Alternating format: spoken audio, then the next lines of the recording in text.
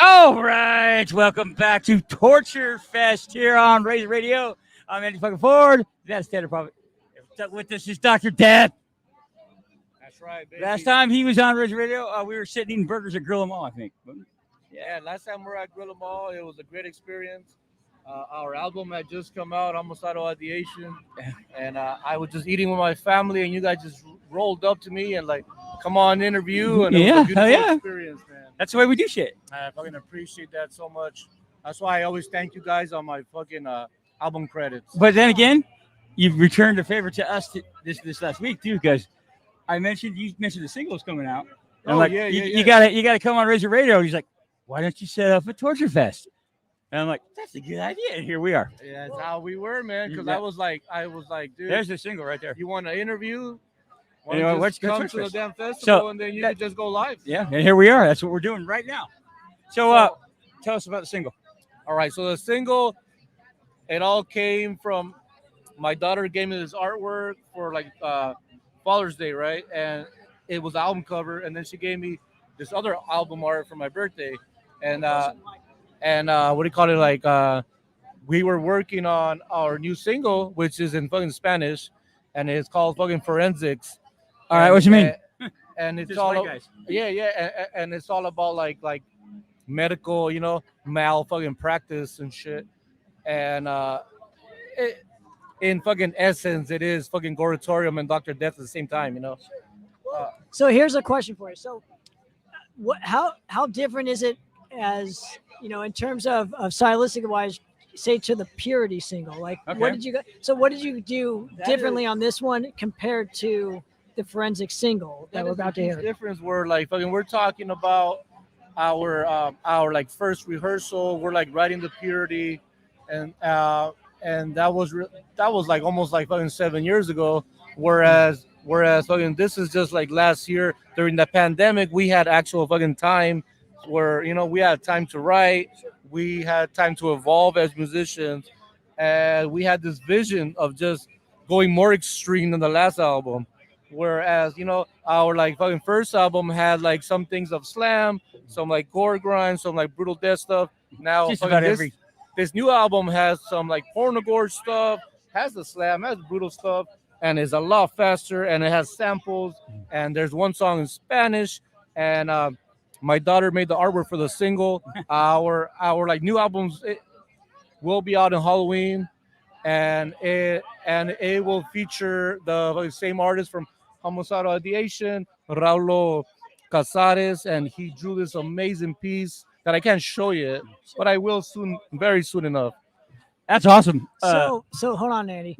So regarding the new records, how different is it going to be compared to the last one in terms of, I don't know, like musically wise? Did you guys kind of branch off from? Because dude, here's the thing with the style of music you guys play. There's a lot of fucking bands, right? So how do you kind of want to set yourself? How do you set yourselves apart from, say, all the rest? And how did you end up doing that on this specific album in question? Okay, so That's a good question. no, it is. It's a great question, and we try to make every song sound differently. Like that is so like important to us. Like we don't want every sound to sound the same. Like that is so important. Like, no. we like mix like different genres. Like into each thing, be it slam or fucking porno gore or brutal death, whatever it is. It's still all just metal, though. Come on. It's all like inspiration, Yeah. and it's all like you're making music for yourself and your fans at the same time. That's what you should be doing first. I say anyway. You make it for yourself first, and then if they like it, they like it. If they don't, fuck them. Yeah. It don't matter what they think at the end, but also It's nice that you have fans. you want them to come to the shows too and have a great time. Mhm. So that's why we're not a internet band. That's like so like You're not, important to me. or you're like- not Gigi Allen. Yeah, like we want to play live and we want to give a show which has like props and has the severed heads and the torsos and Right, but I guess what I'm asking is so you have all this stuff, right? But there's obviously there's way more bands that have this. I'm just kind of curious how you guys set yourselves apart musically compared to all From the all 1,200 rest. gores. well because at the end of the day, we're also at the shows. You know, we're also fans. You know, we're also hanging out with all the other bands. You know, we're all like very friendly. Like if like we have our merch table, you're all invited to come over and just hang out with us. You know, so like we're fans, so we're always like listening to all the bands and what they have to offer, and you have to make music for Sure. yourself and everyone at the same time. Something new that is also extreme, that is not redundant. Because I feel like a lot of music Thank you. now is just sounds the same over and over again. It's like you're like a record that keeps on playing the same thing over. Like every song needs to sound different than the last, and every song has to have its own story. Right. Like even like the lyrics are so important to us. Like there are lyrics in every song. Like there's verses that like you're like, whoa, like you're not even repeating verses. Like Sure. I So- like the first album a lot.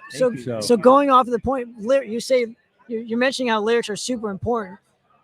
Obviously, your style of music, right? It's hard to differentiate, the sounds because of your vocal style. yeah, I mean, and He's a I good guess squealer, what I'm though. saying is your voice is so low that it's kind of hard for people to grasp onto the lyrics and whatnot. oh it is. But So how do you separate the two and want to have musical lyrics and still kind of get the message across in terms of so they don't have to just keep reading the lyrics to understand But it? if you were to hear my songs, like you will like notice that there's like patterns in the songs that actually follow the riffs, and like it's an artwork. Lyrics is an art. Playing live is an art. Releasing an album in itself is art.